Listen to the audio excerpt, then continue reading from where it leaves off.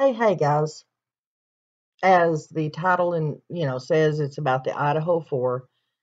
I know literally zilch about this case, okay? I have not been following it. I have been speaking to a couple of people who follow this case and who have made some videos about it, but I don't know much other than, the highlights that pop out in videos or the things that I talk to them about. I do know that the dog was locked up in a separate room.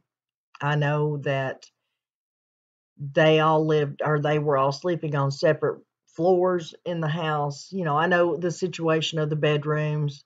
I know that the surviving roommates made it home between 1 and 1:15, and the other 4 made it home between 1:30 and 1:45. I've heard the front door was left open.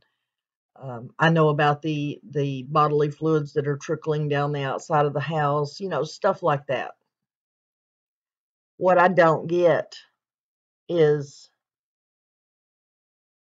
my main question is, if there was that much bodily fluid from that huge of a fight that has been reported that happened, why was there no bodily fluids, no blood, no nothing, tracked outside the house? I mean, I know that law enforcement hasn't came out and said a whole lot, and what they have said they've retracted and then put back out there. But we've not heard anything about any bodily fluids, footprints, track marks. With that much stuff going on inside that house, there would have been footprints. You would have had to have walked through the blood, and it would have been tracked outside. Why wasn't it? And if obviously it hasn't been, or it would have been reported. Again, why was the dog locked in a separate room? Was the dog locked in there so that other people could enter that house and do what they did without the dog trying to protect its owner? Was the door left unlocked on purpose for the people to come in and do what they did? And tell me why nobody seems to understand or get the fact that it had to have been more than one person that entered that house. I'm sorry, I do not see one person coming in and doing what they did to all 4 of those people without somebody waking up and being alerted to what was going on. I do not understand how 2 grown women, and everybody keeps calling them kids, but how 2 grown women could have gotten home first, fell asleep, slept until 10 or 11 o'clock the next morning, and never woke up throughout this whole entire horrendous battle that evidently went on in these 2 different bedrooms. Tell me how those 2 grown women could have woke up, walked in, and seen a victim laying in the floor. There had to have been bodily fluids and blood all over.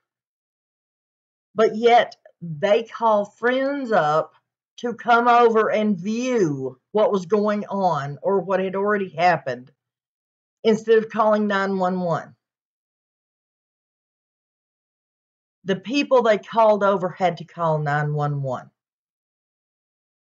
Why? Why would somebody call and say that there was an unconscious person when obviously it was something so much more horrendous? And you know something else? I know there's been, police statements and all this that says you shouldn't make accusations and don't make, claims or theories or whatever. But if Gabby Petito's parents could sue Brian Laundrie's parents for wrongful death,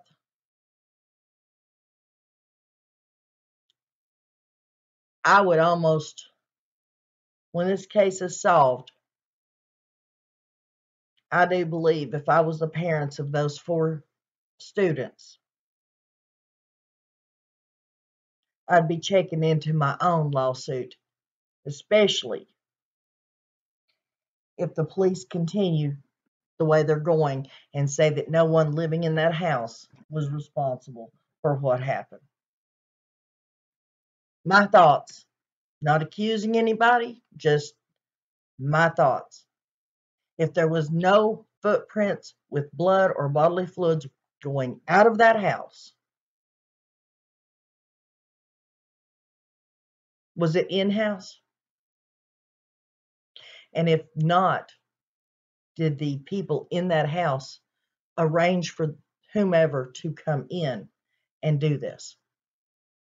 I don't think that the person that harmed these students came in the house, got the dog, and locked it in another room.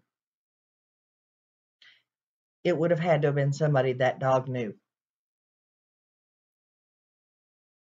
Tell me if I'm crazy, guys. I mean, like I said, I don't know much about this case, but I'm willing to learn. And I would rather get it from you all. From what I hear about this case, the police and law enforcement and stuff are so up in the air about, it was, it wasn't, it is, it isn't. I would rather hear it from you all. Please fill me in so that I can do a proper video on this case. I'll see you on the next video, and, be well, guys. Say prayers.